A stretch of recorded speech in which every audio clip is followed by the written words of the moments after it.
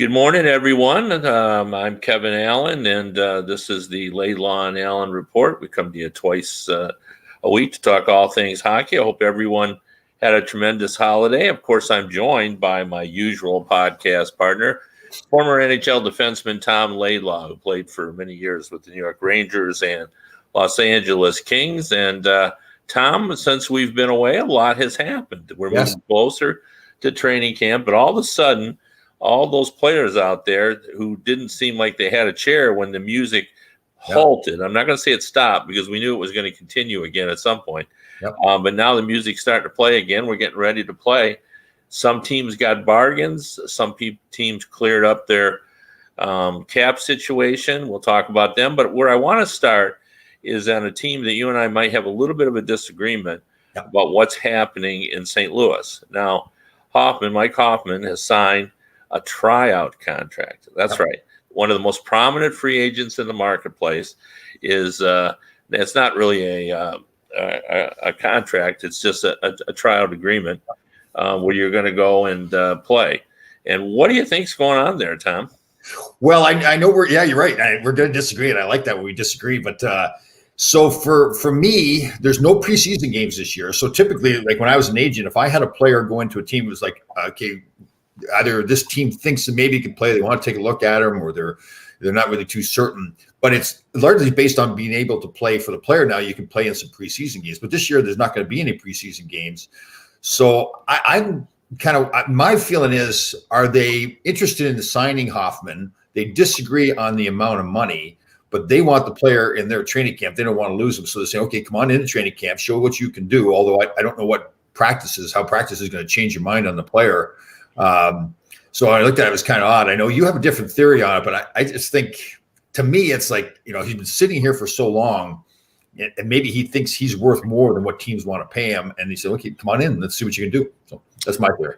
Well, the way I look at it is I think Hoffman says, I'd like to play in St. Louis. I think you got a chance to win it all again.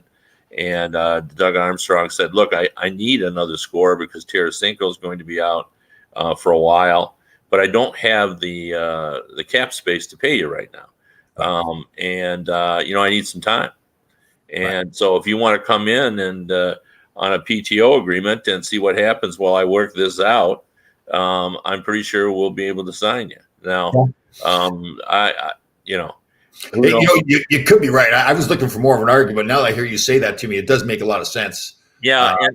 And the main reason, like, he wants to come in as well, even if he knows that this is where he wants to go and St. Louis wants him, is, while Doug Armstrong is getting his finances together, you don't want to not be at training camp. You don't want to be not bonding with your new teammates. Right. You want to be there. You want to be part of it.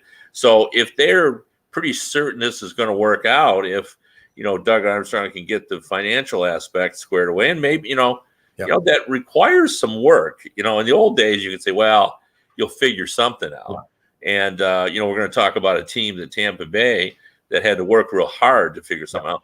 But, this isn't the olden days, or the olden days being last summer. It's not as easy to figure that out. So that they have to figure out whether or not they're going to be able to move somebody, clear up some space. Because, I can't believe Hoffman's going to sign for $4 million. I just don't see that. So I think he's got to clear some space, and maybe Hoffman is saying, I'm not going to sign for $4 million. So if you can get some more money, I'll go there. And what does that say about his value, that this is the only thing he's got going for him right now? There's 30 other teams out there. Well, maybe this is the best thing he's got going. I mean, like I said, maybe this has everything to do with he's decided of the options he has, and I don't think they're overwhelming because we're too close to the season. And not a lot of people have a lot of room. You look around and there are very few teams that have the money to sign Hoffman at $5.5 million. So I think this is more about him saying, look, this is my best option, but you got to pay me at least what I was earning last year.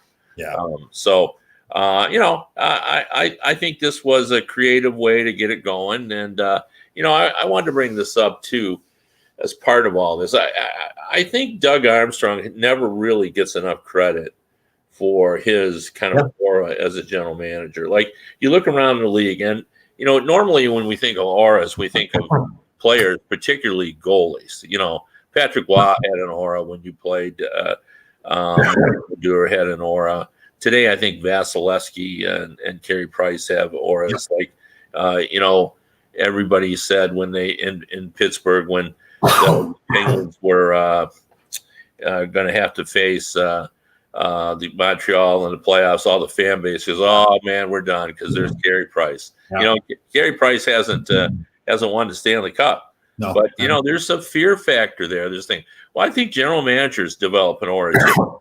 We all have great respect for Lou Lamoriello, of his ability to sort of bring a team together, to assess a team, to create a winning environment, to create a winning atmosphere, to put the pieces together that at least will compete for a Stanley Cup.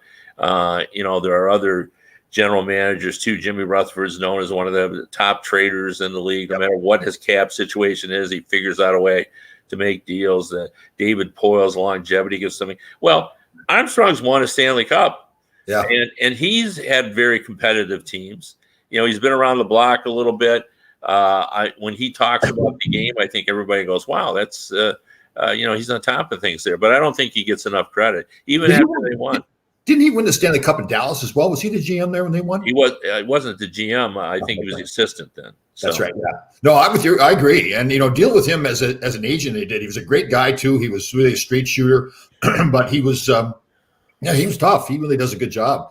And speaking of those guys, like throw Glenn Sather in there too. Like way back in the '80s when he was a GM in the '90s, like people were afraid to do trades with him because he was just, he was always beating people at trades. So yeah, but there's no question. Doug Armstrong's, he just like he has, to me, he's one of those guys that has a really good feel for the game too. Like he knows what his team is. It is the team got the makeup to win, and that's all part of it. I think it's like building. It's not just getting all the best players on your team. It's okay, are we filling all the pieces of the puzzle that we need to fill in here to have a winning hockey team? And he's excellent at that. Yeah. So he reminds me of a little bit. He's similar to Kenny Holland. Yeah. Yep. I think of the line from the Billy Joel song, "He's quick with a joke to light up your smoke." He's a real kind of fun guy. Like I enjoy talking to Doug. He can, he can be a little bit funny and humorous, but just like Ken Holland, in addition to worrying about his own team, they worry about the league. They're always thinking about rule changes, very insightful on how it's all going to kind of, come together. Both of them aren't all that intimidating to talk to. They're friendly folks. They get along. That's a really good comparison. One other thing they really do well, they're very respectful towards the players too. Yes. And that doesn't mean they just give the players what they want, but they have that relationship with them. Like that's why we talked about it so many times. Guys wanted to go play in Detroit with Kenny Holland there. And there's a lot of reasons. I mean, the Ilitch family had a good team. It was a great hockey town and everything. But part of it was the general manager because they felt like, okay, he's going to tell me the truth. It may not be what I want to hear, especially come contract time, but he tells me the truth. Like, here is why I have to pay you this amount of money. We've talked about this before, like Marian Gaborik, when he left Pittsburgh, he could have signed a long-term deal in a number of places, but he signed a one-year deal with Detroit just to play in Detroit. And that Kenny Holland obviously explained to him, this is all I can do for you right now.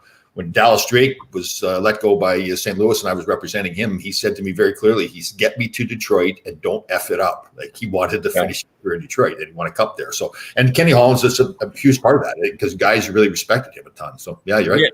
Yeah. And there's a sense too that, in both of those guys, and I think this is true of most general managers, but I think they carry it to the nth degree. By the way, I think you meant to say Marian Hossa. Marian Hossa, yes. Just want to make sure we know. And Gaborik got the brain from that trade. Yeah. Yeah, exactly. And we're going to talk about Gaborik in a little bit. Yep. But like Kenny Holland knows all about his players and not just what their statistics are or how they're doing this season, but he knows about their lives. I remember Johan Franzen when he was playing for the team. He was on a road trip and they had to go because his wife gave birth to their child, and they had asked Kenny on the air what the name was, and he goes, I don't know, but I'm pretty sure he's a baby mule because that was the nickname that a mule was Franz's name. Well, I'm sure everybody got a chuckle out about that, but that's the kind of thing. Like Ken Holland Kenny walk into his room and chat, and the same I believe is true with Doug Armstrong, with his players at a very personal level. Yep. And by the way, and this would surprise some people because, again, we've talked about this before. Lou Lamoriello has such a harsh reputation, but you ask anybody that ever played for him, and he knows all of his players. He knows how they're doing. He knows what's going on with their kids. He's always chatting it up. And I remember talking to Kenny Danico one time, and they had negotiations on, and everybody thought it was, tough negotiations. And one point after a practice, Lou walked up and he had a sheet of paper and he just wrote down a couple of numbers on it, and he showed it to Kenny and he said, "Will this work for you?" And Ken said it will. And that was the negotiation. Yeah. That's how. And I've heard that over and over. If you're one of Lou Lamoriello's guys, if you fit in, he treats you like family. He would die for you. He really would. And conversely, if you're not one of his guys, I mean, he wouldn't be bad to you, but you're on the outside. Well, I'll give you another story. Zach Parise, when he left New Jersey, it was an incredibly difficult decision for him. And he said the worst thing was he had to call Lou Lamoriello. Right. But when he got Lou Lamoriello on the phone, Lou made it easy for him. Yeah. Lou said, Zach, I get it. Sometimes you just got to go home. Yeah. Sometimes you got to go home. Now, I'm sure Lou Lamoriello was not thrilled at that point. Parise was a top scorer for New Jersey, but there was nothing Lou could do about it. And you don't weep over things you can't control. And he knew that Parise, it wasn't an insult to New Jersey. He just wanted to go home where his dad was. And it's really smart by the GM to be like that too, right? Because think about it down the road. Let's say Parise's playing with a player that wants to potentially sign with the Jersey Devils or now the Islanders, where Lou is. And the guy asks Parise his opinion. Well, he's going to say great things about Lou now, So it's a smart move by Lou, and it's just he's a class act too. So they're most, I would say, pretty much all of them are like that. I talked about how tough Glenn Sather was in the day, but behind the scenes, I hear stories about how he helped so many players, like even players, like that had alcohol problems or whatever it was, and he would reach into his own pocket and help these guys out. So from a reporter standpoint, this is what I'll tell you about Glenn Sather. Glenn Sather would test reporters. Yeah. That was his thing, and it was sort of like, although it wasn't as harsh as a bully, but, he would try to kind of intimidate you a little bit. And, you couldn't back down. If you backed down, you were done. Totally. You had to stand up to him and what your beliefs and your convictions, you needed to stick to them. And Glenn would respect that. It's funny you say that. It reminds me of a story when Brian Berard was coming back from his eye injury and he was going to sign a contract with the Rangers. And Glenn and I were at it about something. I can't remember what it was. And Walt Kyle, my former teammate at Northern Michigan, was assistant coach. And he told me later that at some point, Glenn said, he said, that Laidlaw is unbelievably stubborn. And Walt started laughing. I mean, you kidding me? No kidding me. He's one of the most stubborn people you ever met in your life. So it was kind of like, it was just kind of funny that like you said, you really, I mean, in that case, I needed to stand up to him, but you kind of got respect from him because you were standing up and fighting for yourself. Yeah. Yeah. I think in probably as an agent, you learn this too. You just got to size up the situation. Like you got to take a stand enough times so that people know you will do that. Absolutely. Yep. But you also have to find a way to compromise and to do that. So it's it's like anything else. Everything's tricky. It's never. I always used to tell my kids when they were growing up, nothing is black and white. Right. Everything is gray.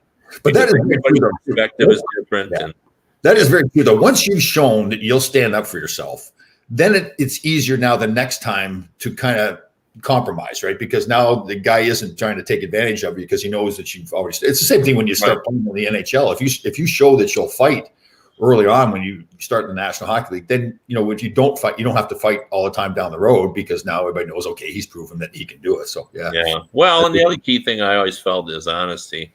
I'm not a very good negotiator. My wife will tell you that. When we buy a new car, my wife does negotiation because she's tough and I'm not when it comes to negotiation. But, honesty is important. Like if you're an agent, I'm sure you've had to say many times to a guy, look, I can't in good conscience take this back to my guy. What's he going to think about me if this is all I can do? I'm not doing anything for him if I accept this contract. Very true. And I think if you said that to a GM, not all of them, but I think some of them would realize, well, he's right. You got to stand up for your guys. So and that's interesting. You talk about Doug Armstrong. I remember a time, I can't remember who the player was, but it was St. Louis, and it was a free agent where he had him shopping around, and he had like 2 or 3 other offers from other teams. And I told Doug, and sometimes agents will say that they've got these other offers and really not have them, right? So now the GM got to figure out, is the guy telling the truth? But I've been around a long time and I built my reputation. And I said that to Doug. I said, listen, there's 2 other teams that are interested in signing them. I said, well, obviously there's nothing signed yet, so it hasn't gotten done. He said, you know what, Tom, you've never lied to me. So I do believe that you've got 2 other teams. And I remember thinking to myself, that was pretty cool, because you had to work a long time, just like you did in your career, to build a reputation where people trusted you, right? People would tell you things more because they trusted you more. So to get to that point, for me to have him say that to me, it's pretty cool to hear him say that. So yeah, well, that's part of it all. All those years I worked with the late Brian Murray as both a coach and a general manager, and I told him this, and I had a conversation late in his life. I had been, he started his career at about the same time I started mine. And he had never once lied to me about anything. Yeah. Not even a small thing. He never said, I'm not talking to anybody about trade or anything. If he, rather than lie, he would just say, I just can't talk to you about that. You know, and that, in a way, he told me something when he told me that. But and I always appreciated that. I like the GMs that I prefer you to tell me, and rather than tell me a white lie about to take me off the scent or whatever, just to say, I really can't discuss that. Totally. Yeah. And most of them do that. Now, not all. Some of them will lie to you, but most of them will just say, it's just not something I can speak to. So how do you feel what Tampa's done there to clear some cap space? Well, I think Julien Brisebois has done a nice job. Now, some of it was just happenstance. Like, who knew that Kucherov was going to wake up and his hip was going to be bothered? Although, boy, how many times do you remember when there was no hint there was any problem, then suddenly out of nowhere, it was so severe that he needed surgery and he was out for the season like that. So, and I've seen people refer to that as fortunate. Hey, guess what, folks? It's never fortunate when you lose a player as talented as Kucherov. I don't care what kind of cap bind you're in. That was not good fortune for the Tampa Bay Lightning. Nothing that they did is going to make up for the fact that they've lost Kucherov. In addition, now they've traded Paquette, Coburn, and a second-round pick in 2022 for 2 players that immediately go on long-term injury reserve: Marian Gaborik and Anders Nielsen, the goaltender. So that means then with Kucherov's 9.5. Gaborik's $4,875,000 and Nielsen's $2,600,000. That's close to $17 million in long-term injury reserve that they now can use it, take off the cap, right? So, that gets them pretty much down to the $81 million. But they still only have 20 guys of the 23 guys available signed, right? They still got to have more signings, so they're going to have to do something else too. Yeah, but they now have the room to do that. But Tom, I've set aside in my thinking for the show the 90 seconds that I knew you were going to need, because, you never like when they trade away bottom 6, dependable, hardworking guys like Paquette, penalty killers. So I know you're going to have something to say about, don't overlook the damage that's done. And in this case, I agree with you. I think Paquette is pretty valuable because of his penalty killing. Look, and he's relatively inexpensive, just over $1 million. I think he steps in and helps Ottawa, because I think he's a pretty effective player. That's why he's been in Tampa, 7 years? I listen, this is the Tom Laidlaw I told you so moment, right? Because I've been saying that Steve Yzerman needs to go pick up some of these veteran guys to help the young guys learn how to win hockey games. And I see what Ottawa has done here. They pick up former Ranger Stepan. I think he makes $6.5 million. They only have to pay $2 million because the other $4.5 million was a bonus that he'd already received. So Ottawa gives up a second-round pick, gets him. He's a good at least second-line centerman on that team. He's a veteran guy. He's only got 1 year left on his contract. They get Paquette and Coburn that are real character guys. I like what they've done. Like they picked up, they got Murray already in goaltending, so he's a good goaltender. Sometimes he can be a great goaltender. I just like what Ottawa's done, not just for now, but for the future. Again, those are short-term deals. Those guys are going to be gone out of there. But in the meantime, they're veteran guys that are professional players. They're going to teach the other guys what it is to prepare to play in the National Hockey League and compete. Man, I think Ottawa's done it. I really felt like Ottawa didn't know what the heck they were doing at all like 2 years ago. Now I think they really are headed in the right direction. So I give them a lot of credit. Well, I agree with you. I think there should be a new fan club started in Ottawa. The fan club will be, we still hate Melnick, but we love Pierre Dorion. Yes, right. So people who don't know Melnick's the owner, and he's a he's not one of the more respected owners in the league. But I agree. Pierre Dorion has done a tremendous job. I love how he drafted. Anybody that has been watching the World Juniors and sees Stutzel playing, like he's the real deal. Jake Sanderson's going to be a terrific player as well. They've made a lot of moves. Now, I will say this. The big question for me out of all these moves, even though I like the move, is I don't know how Murray's going to play. He's won cups. Yeah. We know he can do it. Sure. We've seen him play big in big games, but he didn't play well last season. I agree. Right. And this Ottawa team is not going to be consistent on a lot of nights, right. And they're going to be learning how to win. And I don't know, is he going to be able to weather the storm, to measure up to that? I think that's the if there's a key question for every team, I think that's the key question in Ottawa. Well, and you're right in Ottawa's case with Murray, but I look around the league and I say, okay, so which goaltenders do you pretty much write in every game that you're pretty confident they're going to play great? It's Vasilevsky, it's Price. But a lot of them have a lot more of a consistency than we've seen out of Murray. I mean, Murray, when he first started, when he was so young that he didn't know what he didn't know, right. He was really good. But since that he's sort of been established, we've seen some unevenness with his performances. So I don't know. I mean, I'm still bullish on him. I like the move, and I think he's can do the job. And they might have gotten a steal. Like he could be who wins cups that early in their career, and I think he just sort of has to sort it out. He's still relatively a young man. You know what? And now, you look at Ottawa, and listen, I wouldn't still pick them to finish in the top four in that North Division, the Canadian division. But man, they're going to be they're a harder team to play against. They got Kachuk there already, which is a hard kid to play against. They've got some other good young players. So yeah, they're being pretty good. You know what I'm interested in too? So I think, so Ottawa has sat there and said, okay, we're going to pick off somebody that's in trouble with the cap. And now we're going to improve our hockey team by doing that. So now who else is in that category? I mean, the teams even Anaheim's over the cap right now. Washington Capitals are over the cap. Vancouver's over the cap. There's a few teams there that are still sitting there. So now who at the bottom end is going to benefit from that? You look at the New Jersey Devils, they got $14 million in cap space. Los Angeles Kings, 13. So I'm one of those teams like New Jersey or the Kings. Don't you think they're sitting there and say, okay, what can we do here to improve our hockey team for now and for the future with our cap space that we've got?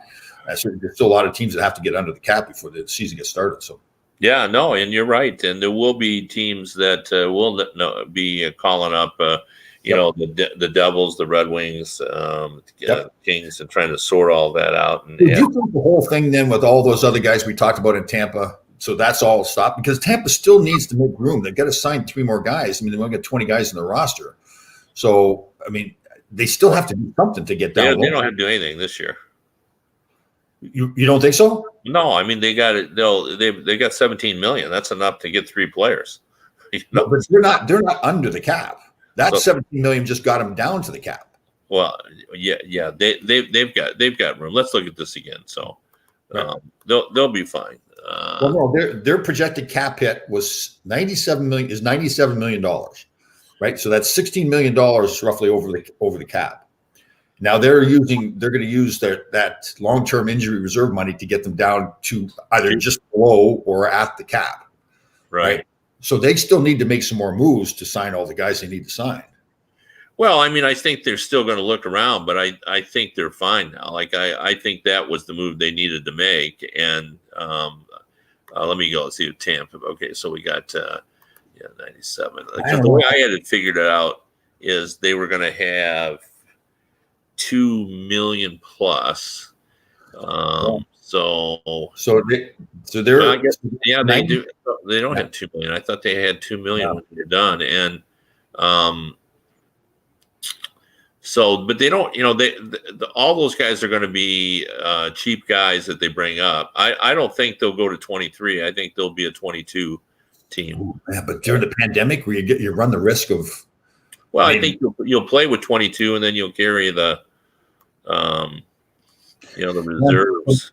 But again, so they are at 97 million. Their projected long-term injury reserve. This is cap friendly saying this. So they're at over 97 million. Projected long-term injury money used is close to 16 million. So that gets them down to just like the 81 million roughly that they're allowed to have. Right. So they're gonna have to. I know what you're saying is they're gonna have to do drop one more player to get. Right. Yeah, because I was counting on they were just gonna have 3 $700,000 players. Right. And they're going to need another 2.1 million, which I thought they have, but they don't have. Right. All right. So does that mean like a Killorn? I mean, you got to sign. Like Killorn's making 4 million. Do you still move him? Like, you still move a guy that's that caliber of player? Thinking you got to sign because you can't go really into the season. You're that tight against the cap, and you've already only got 20 guys on your 23-man roster in a pandemic year where there's injuries and guys if they get positive results. Right. I mean, now you're getting below the point where you can't put 20 guys in the roster. I should be 20 guys on the ice. Correct. So, and they've got they will have to make one more trade. Yeah, I don't know where I thought they had 2 extra million for it. So I mean, you look at a guy like Killorn there, whose name's thrown around a little bit, right? Because all the other guys are below. Killorn's making $4,450,000. Everybody else below him are like 1.8. That really doesn't do a lot for you to move those guys. Right. Right. Yeah. So they do have some work to do. But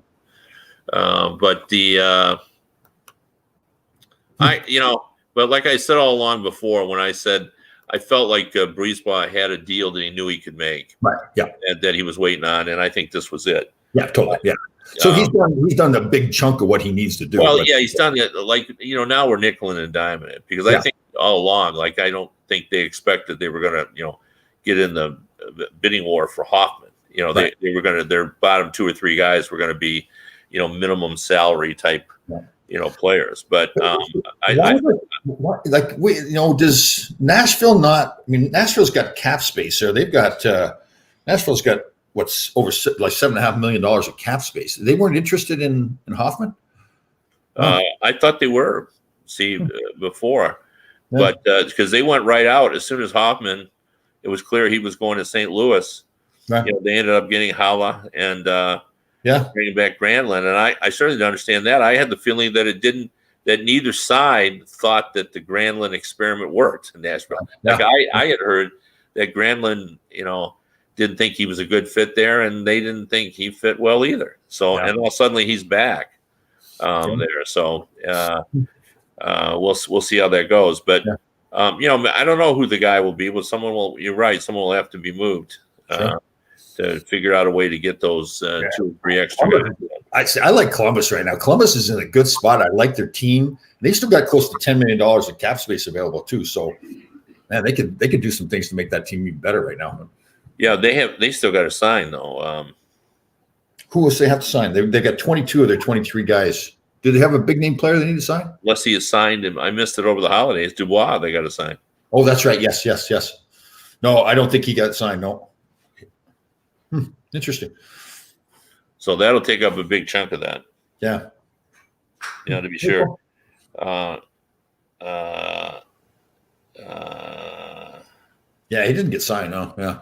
Oh, okay. Well, apparently here, Jeremy Rutherford of The Athletic is reporting that the deal with this is so much. The deal for Hoffman is going to be in the 3.5 to 4.5 million range.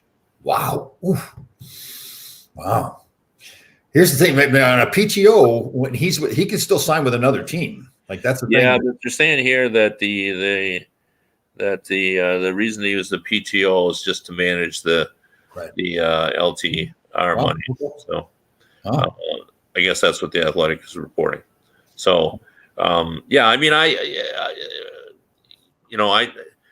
when they announced he was going there, I mean, it's not like, Willie or won't he? It's just a matter of, okay, it's confusing. We got to sort it all out. I want to talk about one other thing too. We're running out of time. It's fun. Every once in a while there's a deal, and I look at it and I go, boy, that's a really nice move. And I really like the Carl Soderberg signing for what was it? His deal was $1 million, right? For That's Chicago, right. Third line center. Yep. Can score 17 goals. Yeah. A pro, been around, can play defensively, score some goals. He's a good depth guy too. Yeah, you're right. I like him. Yeah. Yeah. So that's a decent signing for them. And but it won't be long before we'll be playing for some real games here. So it's 2 weeks from. See, the first is on a Friday, so we're going to start on a Wednesday. So it must be 2 weeks from Wednesday. Yeah, that's right. Yes. So, I wanted to I really enjoy being on a podcast with you. My last podcast was Thursday with Ron Grescher and Larry Melnick, and we decided for Christmas Eve we'd have a couple of cocktails on the show, and we might have to erase that one. So it was great. I had to make sure Gresh had some snacks instead of just sitting there and drinking his Jack Daniels. So it was pretty entertaining. Well, how long did you guys go for? We went for an hour. And after the hour was done, that was long enough. It was time for a nap after that. So yeah, what's the longest show you've done with that trio? We keep it to an hour, but there are times where we can keep going. Like we get on a roll, and it's pretty funny sometimes. Like Larry Melnick, I don't know if you ever dealt with Larry at all, but he's actually. No, I don't know Larry. Yeah. So Larry, we always call him grumpy. He's really got this grumpy looking face, but he's actually very funny, and he really plays up the whole grumpiness. Like he pretends to be grumpier than he really is, but he's pretty entertaining. He's funny. He's got notes all the time, and he's always checking. He's got updates on the Braden Holtby situation with the tortoises and all this stuff. So he's pretty entertaining. Now, what is Maloney coming back, or is he? Yeah, he just had. And I don't know why he was. I touched base with him. He had something going on. So how's your other show going? The one with Bob Duff. How's that? It's gone well. We've had, some good guests. We had a lapse where, right after the season ended, there was like a period of about 5 weeks when people had enough hockey and our numbers had fallen off. But we stuck with it. And then when all of a sudden, as we got closer to the season and, our numbers went right back up and exceeded last year. So we're doing nice. pretty well on that. And where can people see that? Is that on your Facebook?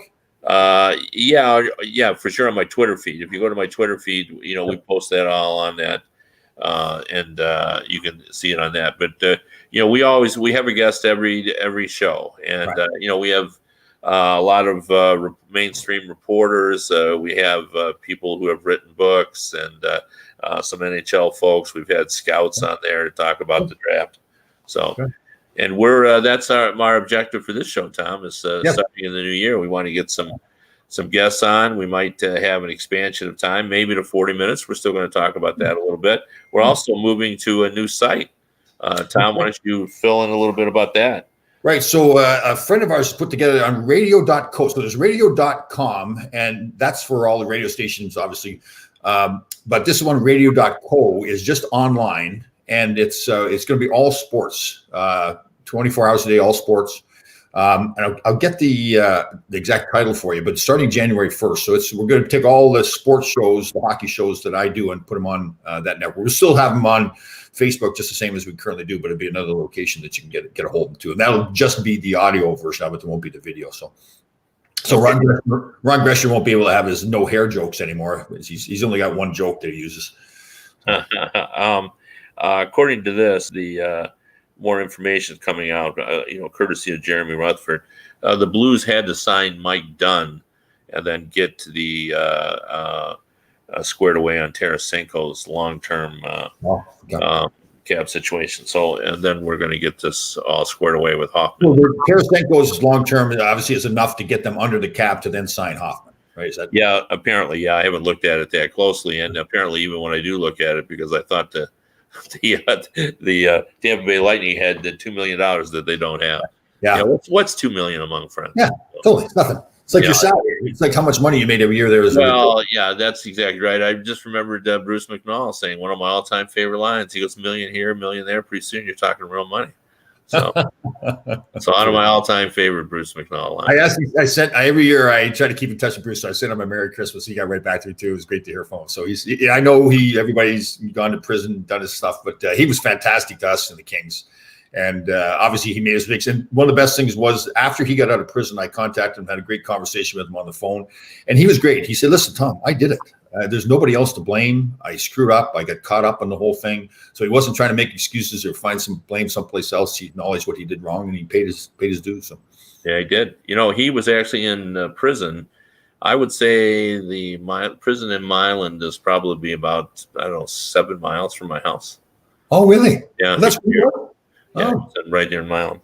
Oh, wow. All right. Well, we appreciate you tuning in, and hope, like I said, everyone had a great holiday. We still got New Year's Eve to go, although I hope everybody celebrates safely. I guess we won't be any parties.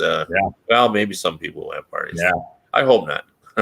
Everybody do the right thing. Everybody do the right thing. We get out of this pandemic quicker. Absolutely. Sounds good. See you Wednesday.